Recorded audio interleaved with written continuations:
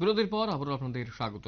ভারতরত্ন তথা দেশের প্রয়াত প্রধানমন্ত্রী অটল বিহারী বাজপেয়ীর জন্মদিন তথা সুশাসন দিবস উপলক্ষে সোমবার আমবাসাস্থিত বিজেপির ধলাই জেলা কার্যালয়ে অনুষ্ঠিত হয় এলাকার কবি, সাহিত্যিক, সাংবাদিক ও বুদ্ধিজীবীদের নিয়ে কাব্যাঞ্জলি অনুষ্ঠান।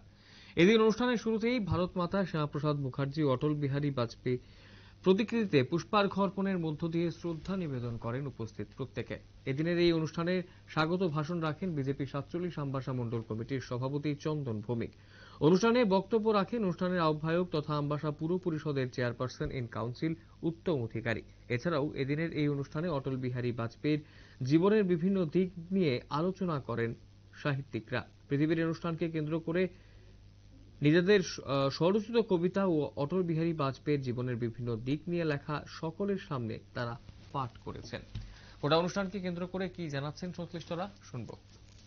ভারতরত্ন অটল বিহারী বাজপেয়ী আজকে ১৭তম জন্মদিন। এই জন্মদিন উপলক্ষে সারা দেশ জুড়ে বিভিন্ন কর্মসূচির মাধ্যমে আজকের এই সুশাসন দিবস অর্থাৎ ওনার জন্মদিনটি পালিত হচ্ছে সুশাসন দিবস হিসাবে। আজকে ধলাই জেলায়ও বিভিন্ন কর্মসূচি সকাল থেকেই সংগঠিত হচ্ছে। এখন যে কর্মসূচিটা চলছে সেটা হচ্ছে কাব্যাঞ্জলি, কবি, সাহিত্যিক, বুদ্ধিজীবী এবং সাংবাদিক বন্ধুদেরকে নিয়ে।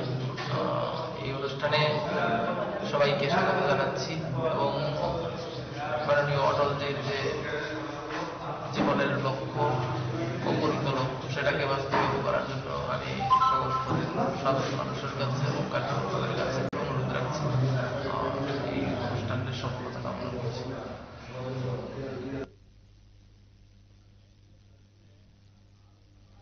আপনারা শুনলেন সংশ্লিষ্টদের কি বক্তব্য রয়েছে। ভারতরত্ন তথা দেশের প্রয়াত প্রধানমন্ত্রী অটল বিহারী বাজপেয়ীর জন্মদিন তথা সুশাসন দিবস উপলক্ষে সোমবার আমবাসাস্থিত বিজেপির ধলাই জেলা কার্যালয়ে অনুষ্ঠিত হয়েছে এলাকার কবি, সাহিত্যিক, সাংবাদিক ও বুদ্ধিজীবীদের নিয়ে কাব্যাঞ্জলি অনুষ্ঠান।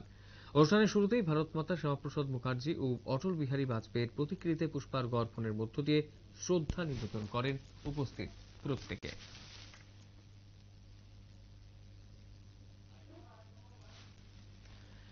এদিনের অনুষ্ঠানে স্বাগত ভাষণ রাখেন বিজেপি ৪৭ আমবাসা মণ্ডল কমিটির সভাপতি চন্দন ভৌমিক। অনুষ্ঠানে বক্তব্য রাখেন অনুষ্ঠানের আহ্বায়ক তথা আমবাসা পুর পরিষদের চেয়ারপারসন ইন কাউন্সিল উত্তম অধিকারী। এছাড়াও এদিনের অনুষ্ঠানে অটল বিহারী বাজপেয়ীর জীবনের বিভিন্ন দিক আলোচনা করেন প্রত্যেকে।